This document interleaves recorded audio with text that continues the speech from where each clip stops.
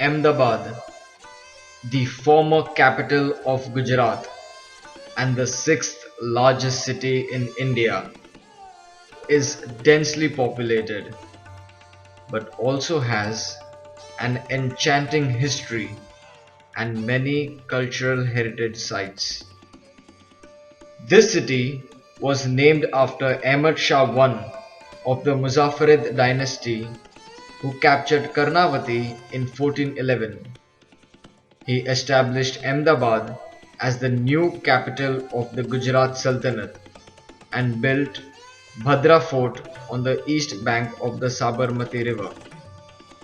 This first fort was called Bhadra after the ancient Rajput citadel of that name at Anhilwada Patan, which the first three kings of the dynasty of Gujarat Sultans had held before Ahmedabad became the capital. It was also known as Arak Fort as described in Mirat-e-Ahmadi. Square in form, enclosing an area of about 43 acres and containing 162 houses, the Bhadra Fort had 8 gates, 3 large, 3 middle-sized and 2 small. It is made mainly of sandstones and also of bricks and deep red rock stones. The citadel's architecture is Indo-Saracenic with intricately carved arcs and balconies. There are fine lattice work on windows and in balconies.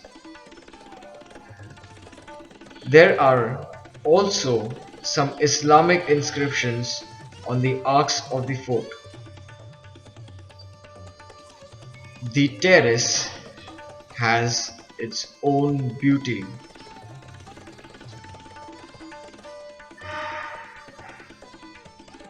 This fort had strategic fortifications as well. This fort was captured by many rulers, one after the other.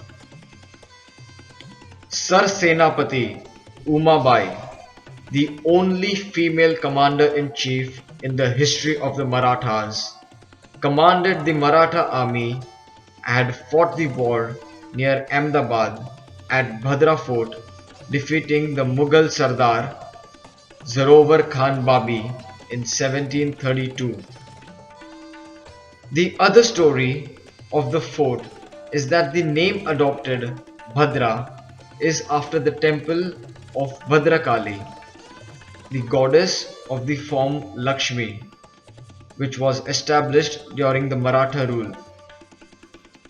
It is believed that years ago, Lakshmi, the goddess of wealth, came to the gate of Bhadra Fort to leave the city in the night.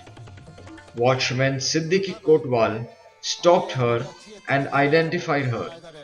He asked her not to leave the fort until he obtained permission from the king. He then beheaded himself in order to keep Goddess Lakshmi in the city. This sacrifice resulted in the prosperity of the city. Goddess Lakshmi's handprint can also be seen carved in the fort. There is a tomb near Bhadra Gate dedicated to the watchman Siddiqui Kotwal. A lamp in one of the hole in the Teen Darwaza is lit continuously for more than 600 years by a Muslim family dedicated to this story of Lakshmi and Siddiqui Kotwal. The Bhadra Fort was under Gujarat Sultanate from 1411 and then went to the Mughal Empire, then to the Maratha. It was the war waged and back again to the Mughal Empire. Then again the Maratha Empire conquered it and ultimately it landed in the hands of the British East India Company. It was returned to India only after independence and now is under AMC and ASI. The clock tower at Bhadra Fort was brought from London in 1849 at the cost of 8,000 rupees in those days. It was installed here by the British East India Company. At night, it was illuminated from behind by a kerosene lamp which was replaced by an electric light in 1915. This was Ahmedabad's first electrical connection. It ceased to operate in 1960s and the AMC and ASI now plan to repair it. Under the Bhadra Plaza Development Project, an initiative of the AMC and the ASI, Bhadra Fort was renovated and the open space between the fort and the Teen Darwaza was restored. This open space was earlier known as Maidan-e Shah. A stretch between the fort and the Teen Darwaza is now declared as a pedestrian zone. The HUDCO Award for the Best Practices to Improve the Living Environment 2013 went to this fort and the redevelopment.